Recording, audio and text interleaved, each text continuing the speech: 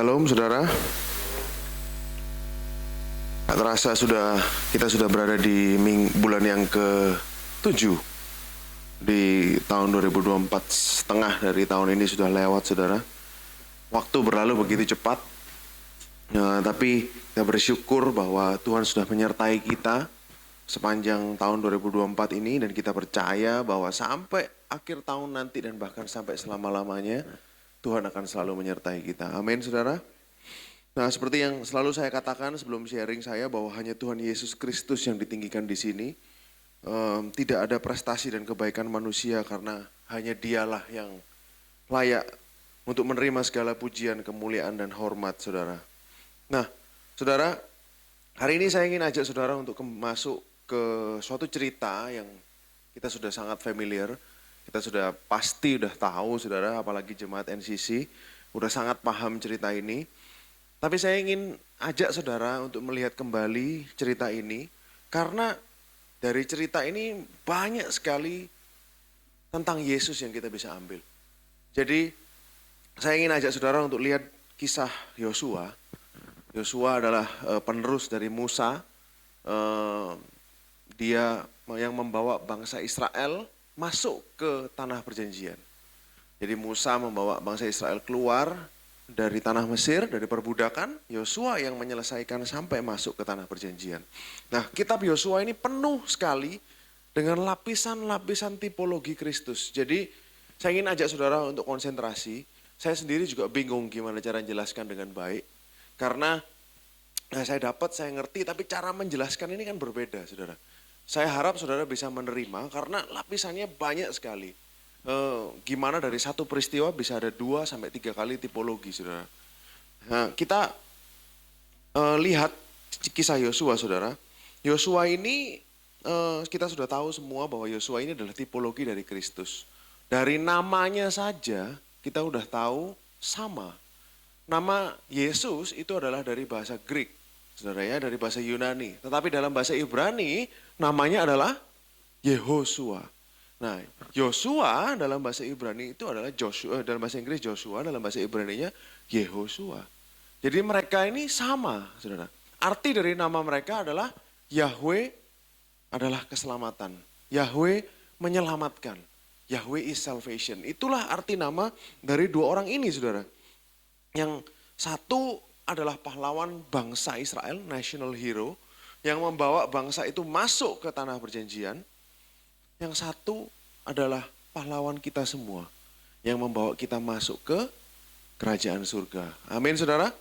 Nah, tanda pertama yang dialami bangsa Israel dalam masa pemerintahan Yosua adalah Sungai Yordan, saudara. Saudara pasti tahu, pasti ingat peristiwa ini. Sungai Yordan dibelah, dikeringkan untuk orang Israel dapat menyeberang. Di tempat yang sama, Tuhan Yesus Kristus dibaptis, saudara. 1400 tahun setelah zaman Yosua, di tempat yang sama, yaitu disebut Bet Abara. Boleh dibuka tempatnya. Kemarin kita pada waktu ke Israel, kita sempat singgah di tempat ini, saudara. Kata-kata Bet Abara ini adalah the place of the crossing. Jadi tempat penyeberangan. Kemarin pada waktu terakhir kami ke Israel, kita sempat mampir di sini. Dari sisi Israelnya disebut Kaser al-Yahud, tapi dari sisi Yordan, jadi yang sebelah kiri ini sisi Israel, sebelah sana sisi Yordan yang ada gerejanya, saudara, itu disebut Bet Abara, the place of the crossing.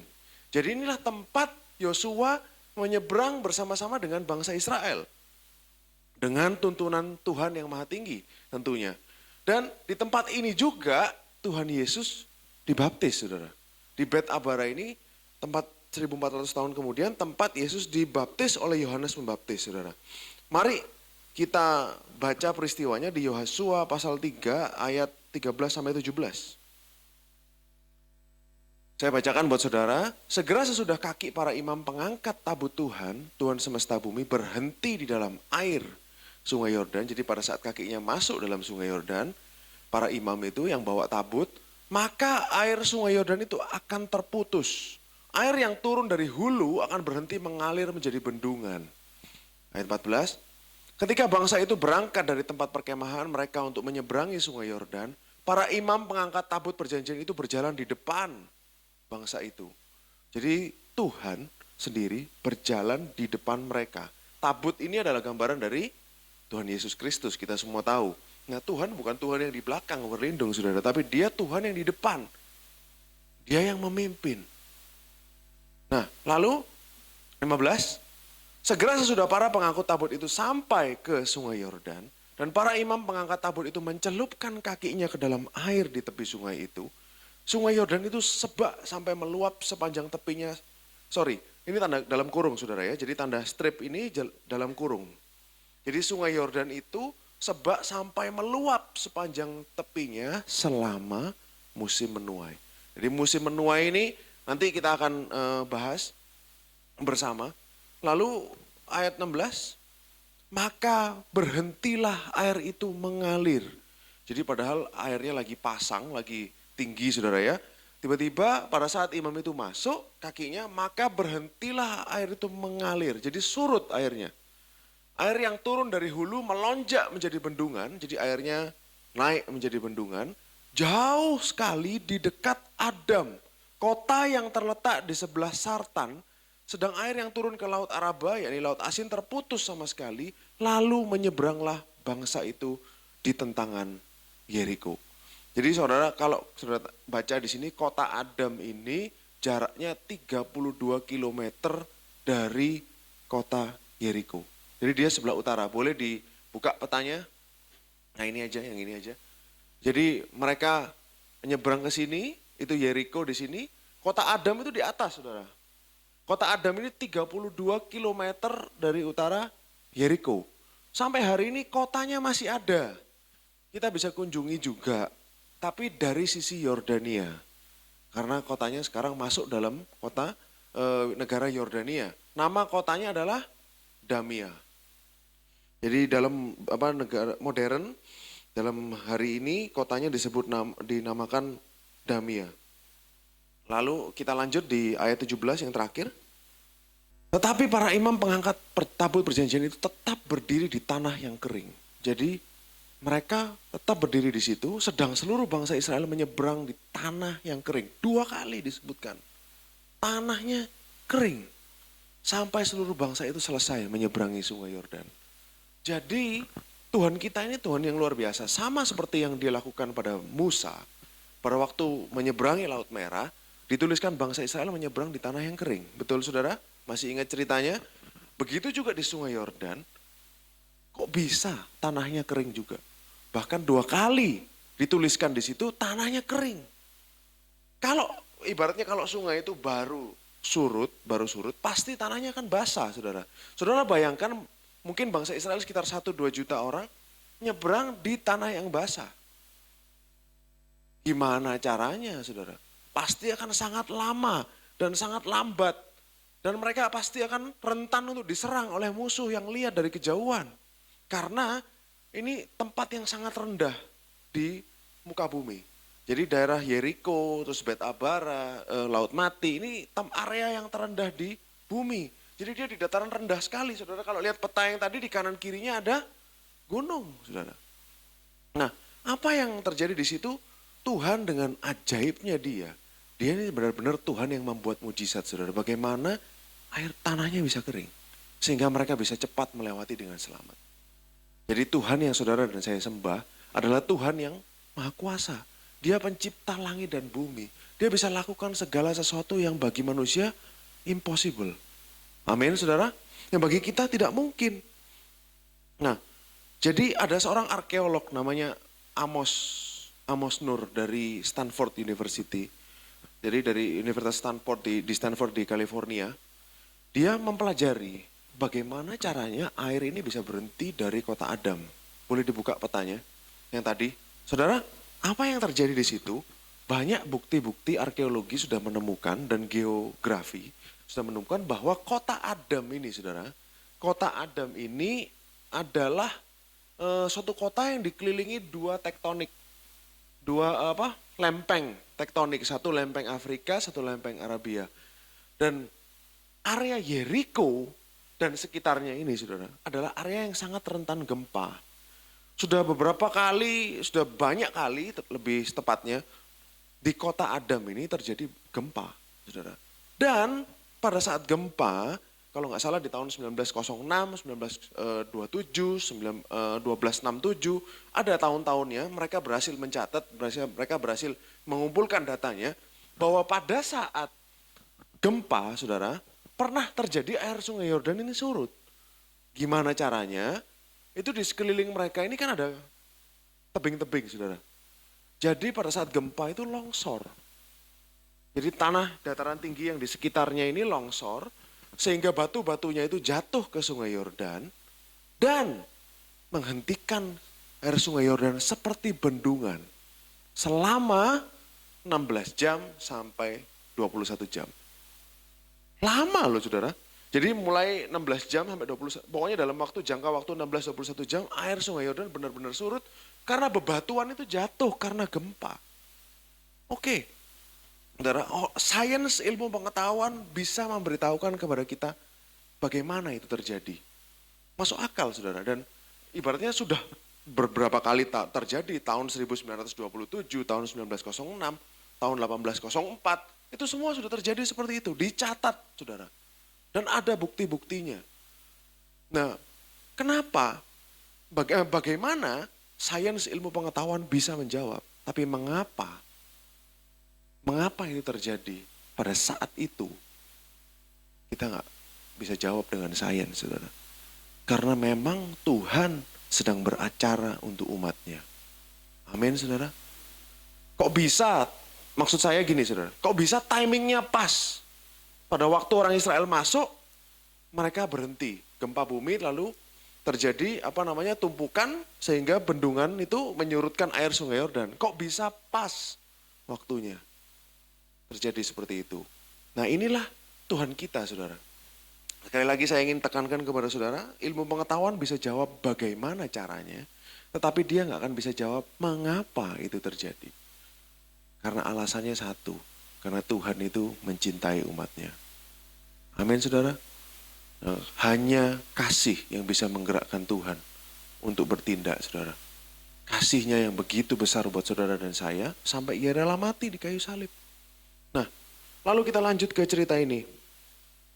Kemarin, saudara, kita saudara sudah saya jelaskan tentang cerita ini, bagaimana Adam, Bet Abara, Yeriko. Nah, kemarin, saudara, di fellowship kita sempat bahas Roma 4-5, betul, saudara, yang datang ke fellowship pasti ingat. Jadi kita sempat bicara tentang Roma 4-5. Bagaimana setelah peristiwa Adam jatuh dalam dosa di Taman Eden, ada satu peraturan, yaitu tidak boleh makan buah dari pohon pengetahuan baik dan buruk. Lalu Adam langgar itu dengan dia berdosa, ya tahu, saudara. Nah, setelah itu dikatakan oleh Paulus bahwa maut berkuasa.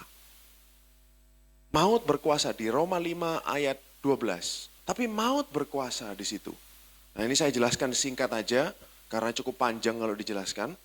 Jadi maut telah dikatakan apa, saudara? Menjalar kepada semua orang telah berbuat dosa.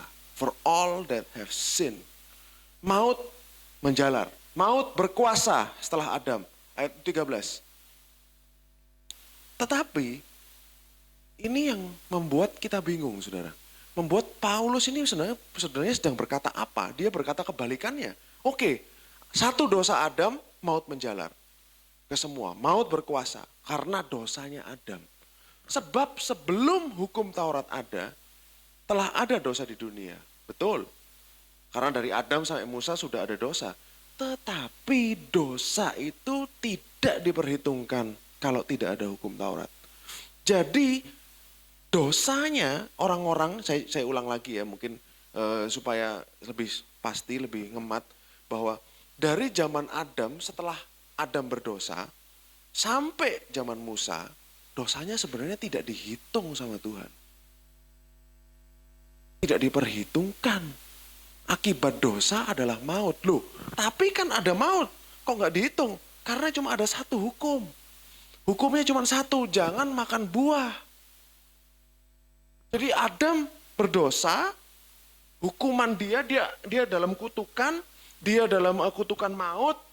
Karena semua orang ini yang setelah dia itu adalah anak-anaknya semua kebagian akibatnya. Jadi mereka kebagian akibatnya maut itu bukan karena dosa mereka. Yes, mereka berdosa seperti Kain membunuh Habel.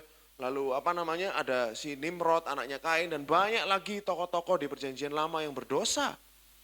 Tetapi mereka tidak menanggung maut itu karena dosa mereka sendiri. Tetapi karena dosa Adam. Ayat 14, karena nggak diperhitungkan dosanya. Kalau diperhitungkan dosanya pasti akibatnya maut. Dosa itu seperti hutang dan hanya bisa dibayar dengan darah, nyawa. Nah, makanya sungguh pun demikian maut telah berkuasa. Dikatakan lagi sama Paulus, maut itu berkuasa dari zaman Adam sampai zaman Musa. Kenapa kok berhenti di zaman Musa? Karena pada zaman Musa turunlah hukum Taurat. Kemarin kita bahas minimal ada 10 hukum Taurat. Ada hukum yang lain ada 600 lebih katanya. Jadi akhirnya pada waktu itu sampai zaman Musa barulah hukum itu diturunkan. Apa yang terjadi setelah hukum diturunkan? Semua dosa manusia diperhitungkan. Akhirnya manusia mendapatkan akibat dosa yaitu maut bukan hanya dari dosa Adam. Seperti orang zaman dulu, tetapi dari dosa mereka sendiri. Paham saudara? Bisa menangkap sampai sini? Makanya dikatakan seperti ini, dari dulu saya bingung baca ini saudara. Dikatakan, sungguh pun demikian maut berkuasa dari zaman Adam sampai Musa juga atas mereka, berarti orang lain selain Adam, yang tidak berbuat dosa dengan cara yang sama seperti yang telah dibuat oleh Adam. Jadi dosa yang lain akhirnya dihitung. Membunuh dihitung, mencuri dihitung, berzina dihitung. Sebelum ada hukum Musa tidak dihitung semua. Bisa nangkap saudara? Jadi inilah keajaiban Tuhan kita. Justru dia kasih hukum Taurat supaya dosa itu makin bertambah. Boleh tadi di skip ke Roma 5 ayat 20. Makanya Tuhan itu begitu baik. Kemarin saya bagikan di fellowship bahwa lanjutannya ini saudara di ayat 20. Tetapi hukum Taurat ditambahkan tujuannya apa? Supaya pelanggaran menjadi semakin banyak. Jadi tujuan hukum Taurat bukan untuk ditaati. Bukan. Karena Tuhan tahu manusia tidak akan pernah bisa menaati hukum Taurat. Justru tujuan aslinya, Paulus katakan di sini sendiri, pelanggarannya supaya berlipat-lipat kali ganda. Akhirnya dihitung semua. Tambah banyak salahnya, utangnya tambah banyak manusia. Karena dosa adalah hutang. Dan di mana dosa bertambah banyak, berlipat-lipat kali ganda, betul saudara? Di sanalah kasih karunia menjadi berlimpah-limpah. Ini tujuannya Tuhan. Karena dia ingin tunjukkan kuasa kasih karunia-Nya yang mengatasi semua dosa.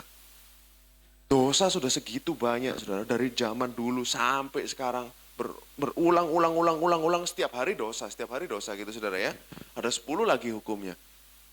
Setiap hari dosa, tapi kasih karunia Tuhan masih lebih besar. Amin. Kasih karunia Tuhan itu jauh lebih besar dari dosa. Jauh. Betapa besar kasih pengampunannya Tuhan buat kita semua. Inilah Tuhan yang saudara dan saya sembah. Makanya saudara, dari kembali ke kisahnya Yosua tadi, air ini nyambung saudara. Jadi memang saya tidak saya tidak sengaja untuk mengkonekkan, tidak. Tapi memang nyambung karena air ini adalah lambang dari penghukuman. Air ini lambang dari judgment atas dosa. Apa judgment atas dosa? Maut. Air ini adalah lambang maut. Makanya Tuhan dikatakan air itu di stop dari kota Adam. Karena sumbernya dari situ. Ingat saudara, pertama kali satu dosa, meskipun gak dihitung, tapi maksudnya yang lain gak dihitung, cuman ada satu dosa dari Adam tok. Semua anak-anaknya kena maut. Betul? Seperti yang Rasul Paulus katakan. Makanya Tuhan atasi sampai ke akar-akarnya. Sampai ke dosa yang pertama itu. Ke Adam. Apakah kebetulan kota itu bernama Adam? Dan ditulis dengan detail lagi dengan jelas. Gak ada yang kebetulan dalam Alkitab, saudara. Tuhan ingin tunjukkan kepada kita bahwa masalah dosa sudah diakhiri sampai akarnya. Dari Adam.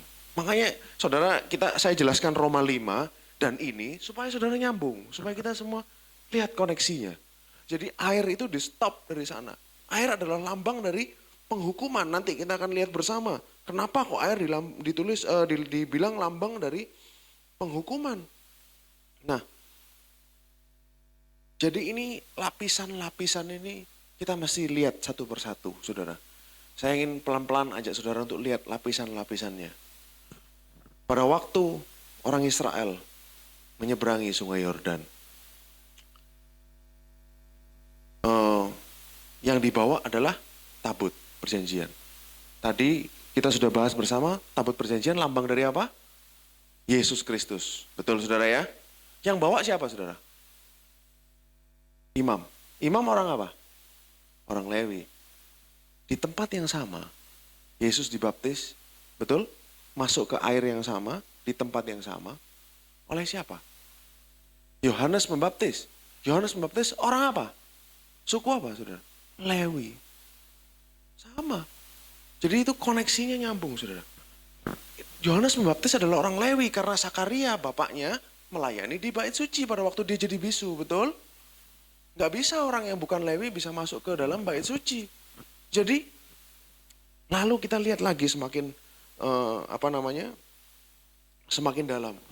Pada waktu sungai Yordan disurutkan sama Tuhan, bangsa Israel lewat, itu kan dibuka sama Tuhan jalannya. Oke?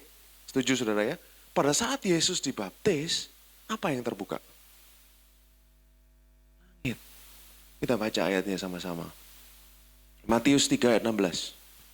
Matius 3 ayat 16. Sesudah dibaptis, Yesus segera keluar dari air dan pada waktu itu juga langit yang terbuka. Bukan airnya yang terbelah pada saat Yesus dibaptis. Tapi langit terbuka. Dan ia melihat roh Elohim seperti burung merpati turun ke atasnya. Apa yang bisa kita petik dari sini? Waktu itu sungai Yordan dibuka. Tujuannya kemana? Ke tanah perjanjian, the promised land. Tanah Kanaan, tanah perjanjian. Berarti pada saat langit dibuka, tujuannya kemana? Surga. Langitnya yang dibuka, tujuannya kan ke sana. Ini sungai Yordan dibuka, tujuannya ke sana. Berarti makanya Yesus adalah Yosua yang lebih besar. Yang akan membawa kita bukan ke tanah perjanjian yang fisik, tetapi tanah perjanjian yang kekal. Tanah perjanjian kita yaitu surga yang mulia. Ini misinya Tuhan. Dia udah lihat. Jadi dari sungai Yordan terus sampai ke Yesus. Dibaptis oleh Yohanes Pembaptis. Jadi ini sudah satu layer kita buka. Lalu, saudara, Tuhan ini membawa kita ke surga. Dialah Yosua yang lebih besar. Makanya dia berkata, akulah jalan. Akulah jalan, I am the way. Satu-satunya jalan ke Tuhan itu adalah lewat Yesus. Kalau saudara lihat, saudara, pada waktu, kita buka dulu Roma 6 ayat 4-5. Roma pasal 6 ayat 4-5. Nah ini saudara, kita akan masuk ke lapisan yang kedua. Roma 6 ayat 6-4-5. Dengan demikian, kita telah dikuburkan bersama-sama dengan dia oleh baptisan. Nah ini mulai maju lagi. Jadi dari Yosua, Yesus dibaptis sama Yohanes, maju lagi ke depan. Kita dikuburkan bersama-sama dengan dia oleh baptisan dalam kematian. Makanya dikatakan air itu adalah lambang dari penghukuman. Maut, mati. Makanya orang dibaptis itu dia mati bersama-sama dengan Kristus. Dan dia bangkit bersama-sama dengan Kristus. Nah ini, dengan demikian kita telah dikuburkan bersama-sama dengan dia oleh baptisan dalam kematian supaya sama seperti Kristus telah dibangkitkan dari antara orang mati oleh kemuliaan Bapa, demikian juga kita akan hidup dalam hidup yang baru, ayat 5. Sebab jika kita telah menjadi satu dengan apa yang menjadi kematiannya, kita juga akan menjadi satu dengan apa yang disebut kebangkitannya. Ini kita buka layer yang kedua. Berarti baptisan itu menggambarkan apa saudara? Kematian dan kebangkitan Yesus Kristus. Yesus sendiri yang bilang kok saudara. Bukan saya yang bilang. Lukas 12 ayat 50 bisa dibuka. Lukas 12 ayat 50. Nih bilang apa dia saudara? Yesus sendiri yang ngomong. Aku harus menerima baptisan. Dan betapa susahnya hatiku sebelum hal itu berlangsung. Apakah Yesus sudah dibaptis oleh Yohanes Pembaptis? Sudah. Ini Lukas 12. Baptisan apa yang dimaksud oleh Yesus? Yaitu pada saat ia di kayu salib mati untuk saudara dan saya. Itulah baptisan yang dia maksud saudara. Kita berkali-kali baca ayat ini, tapi nggak pernah ngerti esensinya. Bahwa kematian dan kebangkitannya itu, Yesus sendiri yang mengartikan itu sebagai baptisan. Jadi dia akan mati dan bangkit. Makanya saudara, pada waktu peristiwa penyeberangan sungai Yordan, Yosua 3 ayat 7 boleh dibuka. Dan Tuhan berfirman kepada Yosua, pada hari inilah aku mulai membesarkan namamu di mata seluruh orang Israel, supaya mereka tahu bahwa seperti dahulu aku menyertai Musa, demikian aku akan menyertai engkau. Ini Tuhan sudah ngomong sama Yosua, kamu akan tak buat besar namamu dengan mujizat ini di depan bangsa Israel. Oke, kita paham saudara, apa yang terjadi setelah Yesus dibaptis? Matius 3 ayat 17. Lalu terdengarlah dari surga yang berkata, inilah anakku yang kukasihi, kepadanya lah aku berkenan. Ini waktu itu suara audible loh saudara. Tuhan benar-benar turun dan ngomong, kalau enggak mungkin ditulis. Terdengarlah suara.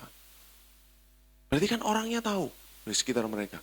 Inilah anakku yang kukasihi, kepadanya lah aku berkenan. Jadi seakan-akan dari surga itu menunjuk kepada dia. Menunjukkan kepada orang-orang di sekitar, ini loh jalan. Ini kan kebuka langitnya, ini loh jalan. Kepadanya lah aku berkenan. Inilah anakku yang kukasihi. Dia ditinggikan di depan semua orang yang melihat. Sama seperti Yosua. Pada waktu itu saudara, kita baca Yosua 1 ayat 10 sampai 11. Yosua 1 ayat 10 sampai 11. Lalu Yosua memberi perintah kepada pengatur pasukan bangsa itu katanya. Ini sebelum mereka menyeberangi sungai Yordan saudara ya. Katakan apa? Jalanilah seluruh perkemahan itu, perintahkanlah kepada bangsa itu demikian. Sediakan bekalmu sebab dalam 3 hari. Kenapa kok Tuhan bilang ini spesifik? Kenapa nggak 5, kenapa nggak 6, kenapa nggak 7? Selalu 3. Dalam 3 hari kamu akan menyeberangi sungai Yordan untuk pergi menduduki yang akan diberikan Tuhan Elohimmu kepadamu untuk diduduki. Karena ini paralel dengan Yesus Kristus saudara. Dia menyeberang tadi kematian dan kebangkitan. Berapa lama Yesus di dalam kubur? 3 hari. Saudara bisa lihat bagaimana Tuhan itu benar-benar maha kuasa. Dia bisa atur semua cerita ini untuk fokus kepada anaknya. Dia bisa atur little detail kecil yang menunjukkan sebagai petunjuk tanda panah ke anaknya. Jadi Yesus ini adalah center dari segala sesuatu. Makanya kenapa kok di gereja ini kita belajar tentang Yesus Kristus. Karena memang tujuannya Bapa adalah itu. Supaya kita tahu, kenal Yesus ini loh. Yesus ini jalan, dia kebenaran, dia hidup, dia segala-galanya buat saudara dan saya. Kalau Bapak dari susah-susah bikin Alkitab ini sedemikian rupa untuk menunjuk kepada Yesus, kenapa kita tidak? Kenapa kita nggak lihat dia? Oh, Bapak aja suruh kita ini loh, lihat toh. Kenapa kita enggak, saudara? Malah kita fokus kepada dunia, kepada yang lain, kepada effort, usaha manusia. Salah. Pakailah kacamatanya Tuhan ini loh. Tuhan mau kita lihat apa. Itu yang kita lihat, saudara. Sesuaikan, align ini pandangan kita dengan dia. Nah, lalu ada lagi yang sama saudara. Yosua 4 ayat 1 sampai 7. Boleh dibuka? Ini setelah selesai peristiwa penyeberangan sungai Yordan. Setelah seluruh bangsa Israel selesai menyeberangi sungai Yordan, berfirmanlah Tuhan kepada Yosua demikian. Ayat 2. Pilihlah dari bangsa itu 12 orang. Setiap orang dari tiap-tiap suku. Dan perintahkan kepada mereka demikian. Angkatlah 12 batu dari sini. Perhatikan ya. Dari tengah-tengah sungai Yordan ini, dari tempat berjejak kaki para imam, bawalah semuanya itu ke seberang, letakkan di tempat kamu akan bermalam nanti malam. Jadi suruh bawa 12 batu ke seberang. Ayat 4. Lalu Yosua memanggil ke-12 orang yang ditetapkan dari orang Israel itu, seorang dari tiap-tiap suku. Dan Yosua berkata kepada mereka, menyeberanglah di depan tabut Yahweh Elohim ke tengah-tengah sungai Yordan dan angkatlah masing-masing sebuah batu ke atas bahumu menurut bilangan suku Israel. 6. Supaya ini menjadi tanda di tengah-tengah kamu jika anak-anakmu bertanya kemudian hari, apa artinya batu-batu ini bagi kamu? Maka haruslah kamu katakan kepada mereka bahwa air sungai Yordan terputus di depan tabut perjanjian Tuhan. Ketika tabut itu menyeberangi sungai Yordan. Air sungai Yordan itu terputus, sebab itu batu-batu ini akan menjadi tanda peringatan, memorial stone bagi orang-orang Israel untuk selama-lamanya. Saudara, apa yang terjadi setelah Yesus dibaptis? Dia mulai ngumpulin siapa? Murid-muridnya. Murid-muridnya ada berapa saudara? 12. Benar kan saudara ya? Lalu leadernya siapa? Petrus. Petrus aslinya namanya artinya apa? Batu karang. Ini batu juga saudara dibawa. Lalu bukti lagi Wahyu 21 ayat 14. Dan ini tentang berbicara tentang Yerusalem baru saudara ya. Dan tembok kota itu mempunyai 12 batu fondasi, batu dasar. Loh kok sama 12 saudara? Dan di atasnya tertulis ke-12 nama ke-12. Siapa saudara? Rasul anak domba itu. Saudara bisa lihat gambarannya. Jadi dari Yosua, Yesus, sampai ke kitab Wahyu. Berlapis-lapis. Ini kalau enggak orang yang benar-benar jenius, dia enggak akan bisa lakukan ini saudara. Tuhan itu luar biasa, dia bisa bikin cerita kayak gini.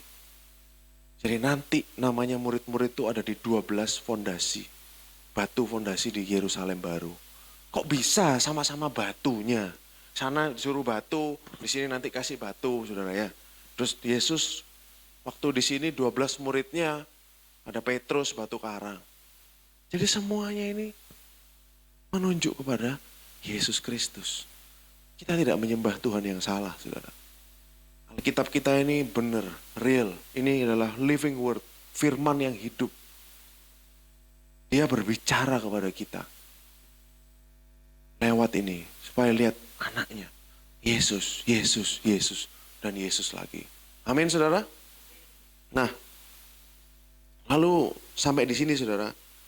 Setelah mereka selesai menyeberangi sungai Yordan, bangsa Israel dihadapkan dengan sebuah kota, yaitu Yeriko. Saya pernah share ini di retreat bulan November lalu. Bagaimana secara arkeologis mereka sudah membuktikan bahwa benar-benar Yeriko ini jatuh pada waktu zaman Yosua tahun 1400 kurang lebih sebelum Masehi. Mereka sudah menemukan banyak bukti-bukti saudara. Nah, saya ingin ceritakan kepada saudara kembali. Mungkin ada beberapa saudara yang tahun lalu gak ikut retreat supaya saudara tahu juga bagaimana Tuhan itu begitu ajaib. Nah, saudara, kalau saudara tahu, sejarah sudah membuktikan dan arkeologi bahwa temboknya Yeriko itu 2 lapis. Boleh tunjukin, Tom? Temboknya Yeriko itu 2 lapis, saudara. Yang paling tinggi, yang sebelah kiri, 46 kaki, itu 14 meter, saudara. Tingginya dari tanah. Bangsa Israel di mana, saudara? Di paling bawah. Lalu, di bawah ini ada seperti apa? Seperti tebengnya gitu, retaining wall. Ini sekitar 4 meter. Lalu yang di atasnya ini, itu 8 meter tingginya. Jadi total 12 sama 14. Dan di tengah-tengah ini biasanya ada orang tinggal. Nah, Rahab itu tempat tinggalnya dia di tembok yang luar. Makanya dia bisa ngeluarin mata-mata. Nah, Yeriko ini adalah kota dengan tembok paling tua. Sekitar 8.000 tahun umurnya kalau nggak salah kemarin saya lihat, saya baca. Jadi kota dengan, bukan kota yang paling tua, kota paling tua adalah Damaskus di Syria. Tapi kota dengan tembok yang paling tua adalah Yeriko. Jadi pertahanannya ini luar biasa saudara, dan tebalnya tembok ini 2 meter. Makanya bisa ditinggali sama Rahab. Temboknya ini tebal sekali. Nah bagaimana bisa ini temboknya runtuh dengan cara cuman dikelilingi saudara. Inilah ajaibnya Tuhan kita. Dan Alkitab kita ini sangat detail saudara. Kalau saudara baca di Yosua 3 ayat 15 tadi, kan dikatakan itu musim menuai. Berarti artinya makanan banyak dong saudara ya. Makanan banyak di sana. Nah ini kan katanya sungai Yordan meluap selama musim menuai. Berarti pada waktu Israel menyerang Yeriko, itu sedang musim menuai. Nah buktinya ada, boleh dibuka yang jars of grain, yang gambarnya guci-guci ya. Ini saudara. Jadi di dalam guci-guci ini, di dalam Yeriko itu masih ada gandum-gandum yang belum dimakan. Dan ini semua terbakar karena memang perintahnya adalah disuruh membakar semua. Tidak boleh ada yang diambil saudara. Nah jadi waktu itu kalau seandainya Yeriko ini dikepung saudara ya, pada zaman dulu teknik perang adalah kalau kita menghadapi kota yang berkubu, susah ditembus, ditunggui saudara, di depannya, dikepung. Supaya mereka nggak bisa ngambil air, nggak bisa makan, sampai stoknya di dalam kota itu habis, rakyatnya akan mati semua, akan demo semua, kota itu akan jadi lemah, disitulah yang di depan bisa masuk. Betul saudara? Kalau temboknya setebal Yeriko, kira-kira berapa lama? Kalau saudara yang pernah ke Yeriko, saudara akan tahu Yeriko itu banyak mata air. Yeriko itu banyak mata air, saudara. Nah, makanya di situ banyak pohon palem. Di situ. Karena kota ini sebenarnya kalau di dalam rumahnya sendiri ada air, terus habis panen, kira-kira lama nggak untuk hancurin kota ini? Mungkin nggak 7 hari ngepung terus kota ini nyerah. Nggak mungkin saudara. Itu impossible. Nggak mungkin. Makanya inilah ajaibnya Tuhan. Bagaimana dia 7 hari dikepung, sudah runtuh, sudah kalah, masuk selesai. Padahal harusnya bertahun-tahun itu butuh untuk ngepung Yeriko. Karena mereka lagi baru panen, makanannya banyak. Betul saudara? Logikanya kan seperti itu saudara ya. Nah, Yeriko ini begitu luar biasa. Bahkan di Yohanes 6 ayat 5, Alkitab ini detail sekali saudara. Tuhan memerintahkan kepada orang Israel, boleh dibuka, Yosua 6 ayat 5. Apabila sangkakala tanduk domba itu panjang bunyinya dan kamu mendengar bunyi sangkakala itu, maka haruslah seluruh bangsa bersorak. Dengan sorak yang nyaring, maka tembok kota itu akan runtuh, lalu bangsa itu harus apa saudara? Memanjat. Kira-kira kalau nggak runtuh, sanggup nggak dipanjat saudara? Nggak mungkin. Itu 2 lapis kok saudara. Habis itu di atas pasti ada yang manah. Pasti ada archernya, pemanahnya di atas. Nggak bisa dipanjat saudara. Tapi Tuhan itu jelas ngomong, nanti dipanjat. Karena setelah, boleh dibuka gambarnya, setelah para arkeolog itu menyelidiki, satunya lagi yang temboknya runtuh, runtuhnya itu bukan ke dalam, tapi ke luar. Sehingga bisa dipanjat. Kalau kota itu dikepung dari luar, dihantam dari luar, entah dipakai itu yang alat battering ram atau apapun yang dari luar, pasti rubuhnya ke dalam. Tapi ini Tuhan setting rubuhnya keluar. Sehingga orang Israel bisa masuk dengan mudah. Sehingga bisa dipanjat dengan mudah. Makanya Tuhan yang saudara dan saya sembah, itu bukan Tuhan yang sembarangan saudara. Dia Tuhan yang sangat detail dalam setiap hal dalam kehidupan saudara dan saya. Dia setting ini supaya Yeriko bisa ditembus dengan mudah oleh orang-orang Israel. Dan bahkan mereka menemukan tembok di sebelah utara yang masih utuh dan diduga itu rumahnya Rahab. Boleh dibuka yang ada tembok itu? Diduga ini sisa-sisa dari rumahnya Rahab. Karena rumahnya Rahab nggak runtuh pada waktu itu. Pada waktu Yeriko temboknya jatuh. Itu betapa ajaibnya dia. Satu tembok sekeliling ini runtuh semua. Anggap aja cuma ada satu ini yang berdiri. Gimana caranya? Kalau bukan Tuhan. Memang memang kita bisa ngontrol gempa bumi? Itu kan arkeolog mencatat bahwa jatuhnya ini karena gempa bumi lagi. Seperti yang saya katakan tadi, daerah situ tektonik Arab sama Afrika itu rawan gempa. Tapi kok bisa pas hari ke-7 setelah bunyi sangkakala, setelah putar 7 kali, kok terjadi gempanya pas? Itulah Tuhan, saudara. Dia ilmu pengetahuan bisa jelaskan sebabnya apa, tapi dia nggak bisa kasih tahu kenapa. Kenapa kok temboknya jatuh keluar? Kenapa rumah Rahab tinggal? Karena memang Tuhan mencintai umatnya. Karena Tuhan sedang berkarya untuk umatnya. Amin. Itulah alasannya, saudara. Jadi dari sains ini kita bisa banyak tahu tentang betapa luar biasanya Tuhan, saudara. Dan dikatakan Tuhan memerintahkan orang Israel untuk mengelilingi tembok itu selama 6 hari. 1 kali setiap hari, saudara ya. Selama 6 hari, 6 hari. Terus habis itu yang hari ke-7 dia perintahkan berapa kali, saudara? 7 kali. Jadi apa sebenarnya yang sedang terjadi? Kenapa? Tuhan tidak ngawur, saudara. Itu semua ada sebabnya. Dari dulu saya ingin tahu kenapa. Tapi nggak ngerti, saudara. Tapi baru beberapa hari ini saya ngerti bahwa itu sebenarnya adalah ancient coronation. Jadi sebuah prosesi pentahbisan mahkota. Jadi apa ya? Coronation itu apa ya? Seperti pelantikan raja. Seperti ritual pelantikan seorang raja. Jadi Firaun di zaman dulu, kalau Firaun yang lama mati, setelah selesai berkabung, Firaun yang baru dinobatkan, dipakein mahkota dan segala macam. Salah satu ritual prosesinya adalah dia harus mengelilingi kota. Dia harus muterin kota itu, saudara. Untuk menunjukkan siapa penguasanya yang baru kepada rakyatnya. Gitu loh, saudara. Jadi dia harus keliling menunjukkan siapa raja yang baru.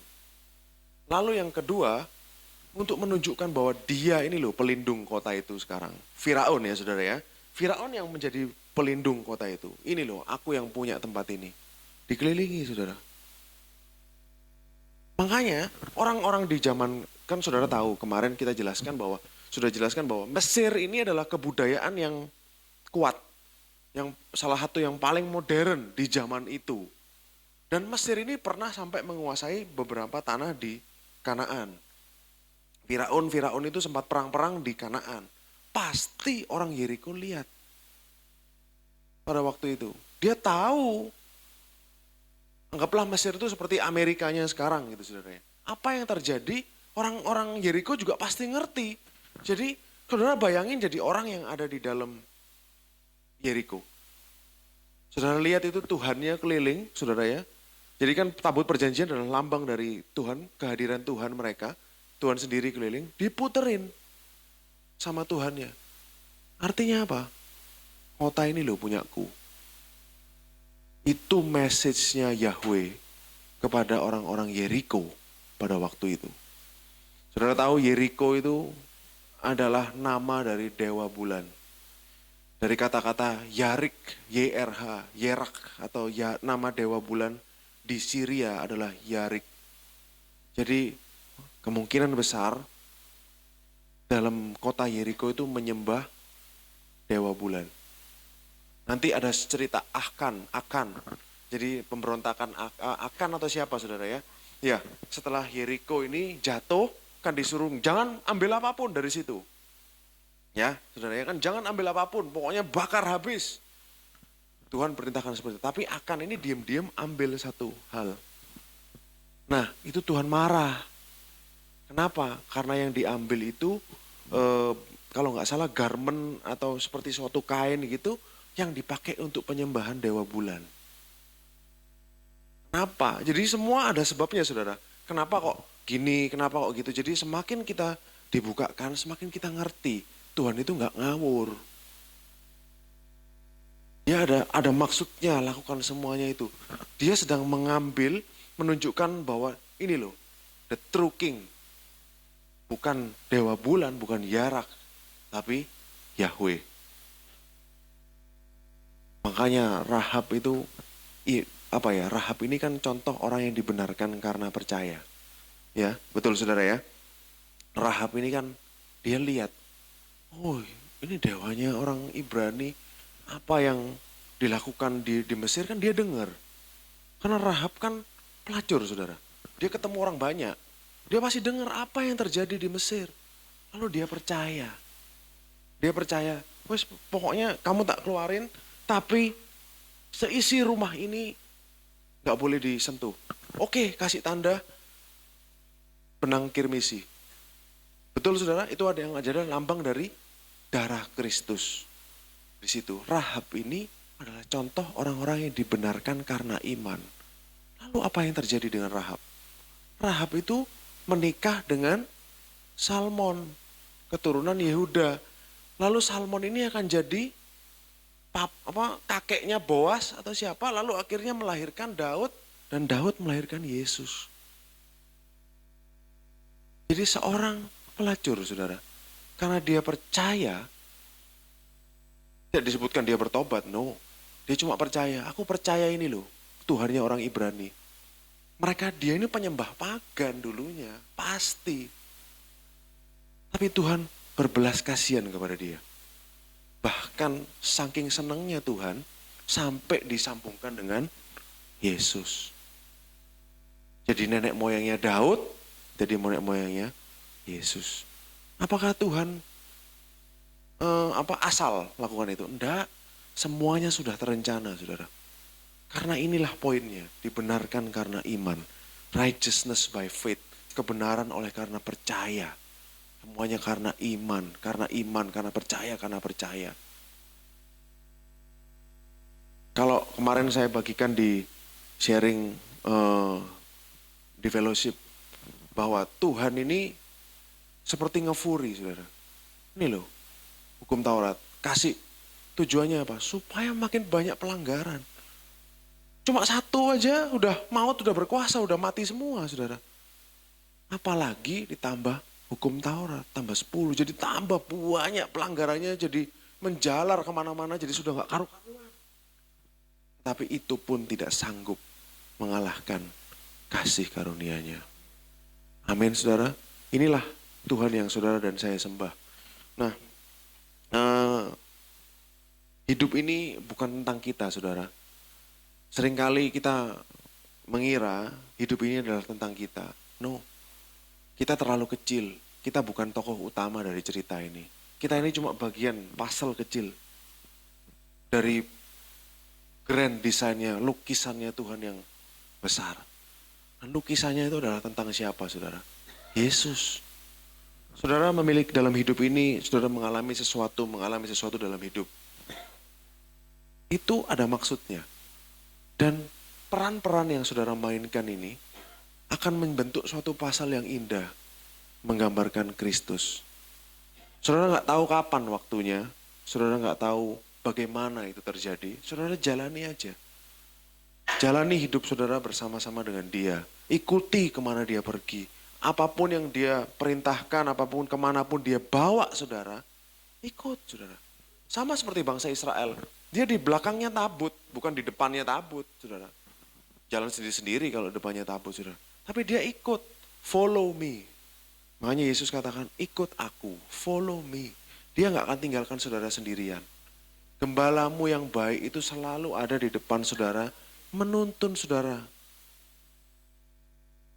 Ke air yang tenang, ke green pasture, ke padang yang berumput hijau. Itu gembala Tuhan yang saudara dan saya sembah. Makanya arahkan pandangan mata kita kepada dia. Karena dia adalah yang memulai dan mengakhiri iman. Jadi dari dulu kan tadi, dari kemarin sampai sekarang kita bicara soal iman, iman, iman, iman, iman. Coba resapi kata-kata ini saudara. Dia yang memulai dan mengakhiri iman. Jadi grand design-nya bukan works, bukan usaha manusia, bukan kehebatan manusia. No, grand design-nya adalah iman. Iman kepada siapa? Kepada Yesus Kristus, kepada karyanya yang sempurna di atas kayu salib.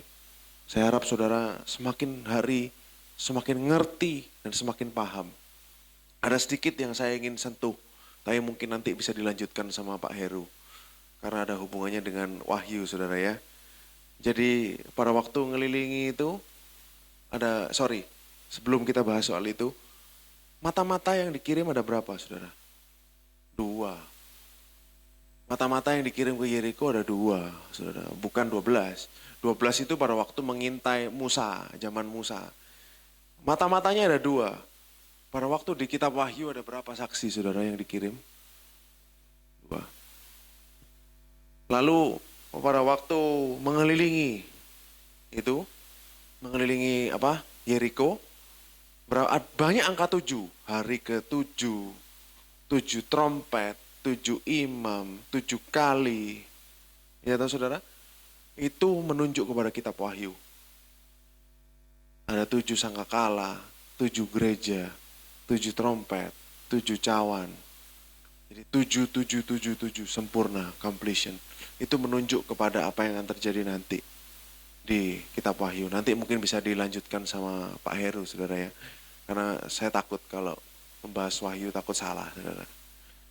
Mari kita berdoa, saya harap saudara diberkati. Mari sama-sama berdoa.